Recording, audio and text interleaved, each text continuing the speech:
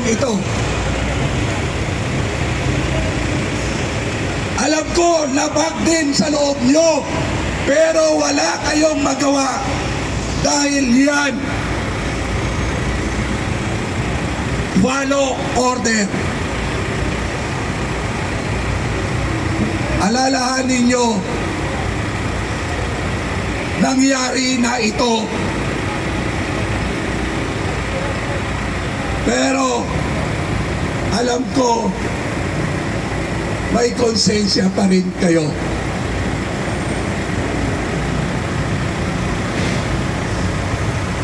Mahal natin ang bayang ito. Mahal natin ang Pilipino.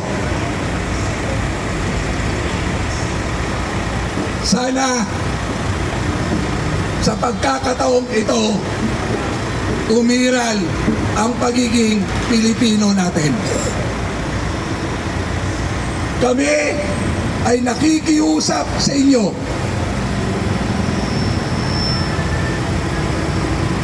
Kami ay kumakatok sa puso nyo.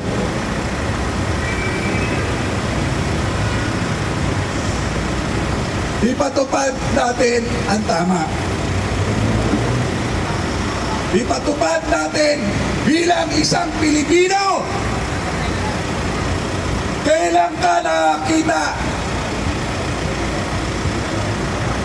ang Pilipino, ang gobyernong ito, kahit kailan walang tinupad sa kanyang mga pangako, walang nagkatotoo sa kanyang mga sanape, sa kanyang mga salita.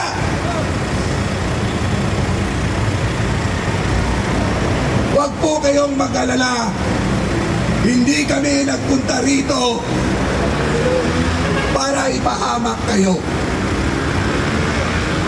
Nagpunta kami rito para katukin ang puso nyo.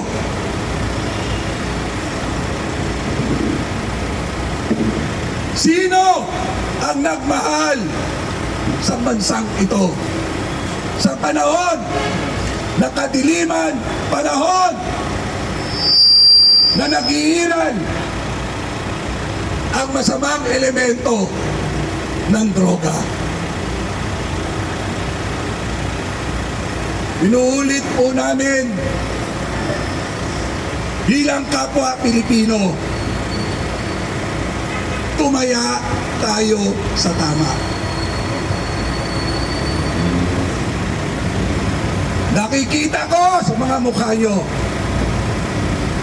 tama ko rin ang damdamin nyo. Kaya lang, follow order tayo. Hindi masama sumunod sa tamang pautusan. Kaya po, nandito kami. Kinakatok namin kayo. Huwag kayo magpagamit sa gobyernong ito. Alam ko, alam nyo, na hindi matino ang pag-iisip ng presidente natin.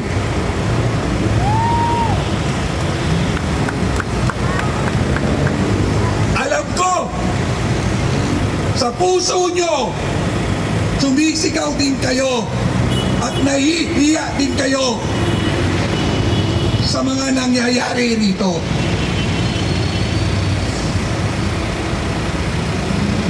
At uulitin po namin,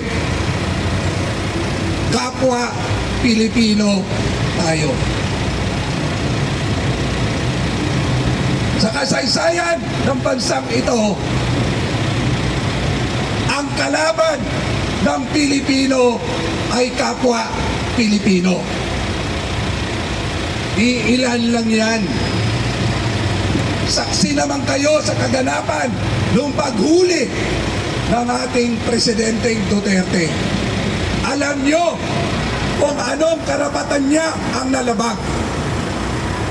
Pero alam nyo ba, Akala ng gobyernong ito, ng administrasyong ito, dahil hindi tayo kumikibo, hindi kayo kumikibo, akala nila tama ang ginagawa nila.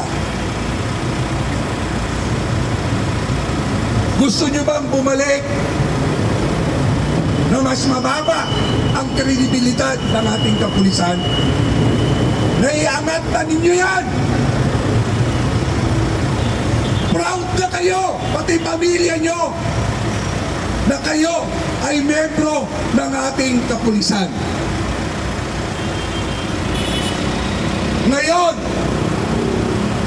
tanongin nyo ang membro ng pamilya nyo kung natutuwa ba sila. Gawain ba ng tamang leader ang nangyayari ngayon sa atin?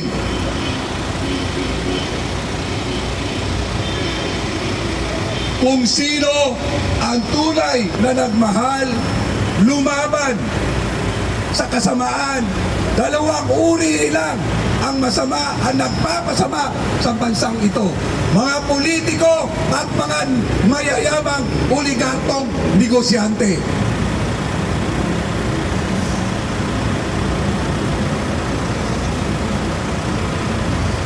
Kami po ay kumakatok sa puso niyo. Kami po ay naniniwala na may dignidad kayo. Kami po ay umaasa na titindig at titindig din kayo.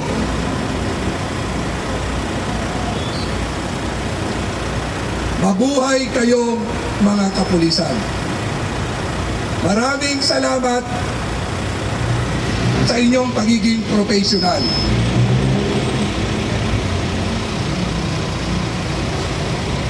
Pero kailangan kayo ng mga ordinaryong mamamayan. Kailangan kayo para itama ang pagkakamaling hindi ninyo gawa. Hindi natin gawa. Ginagalang po namin ang uniforme po ninyong yan.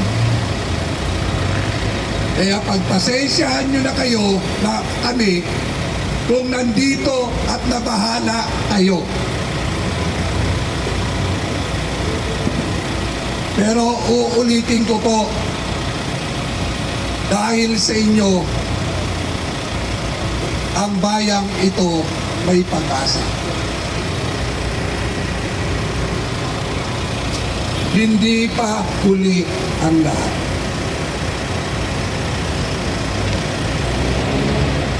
Nasasaktan din kayo sa mga utos sa inyo. Kaya po, kinakatok namin kayo. Kinakatok namin po ang puso niyo. Gabayan nawa kayo ng ating Panginoon.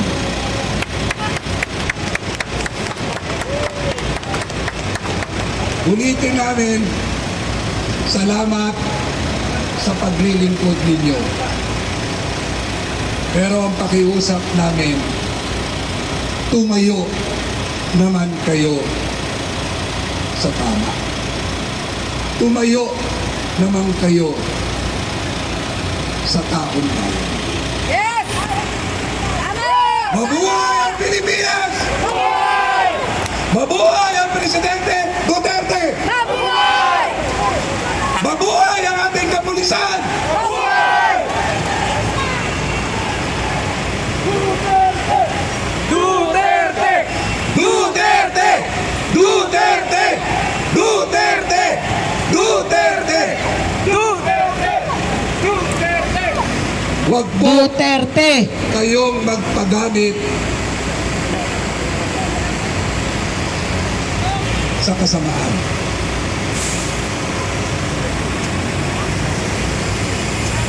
Alam ko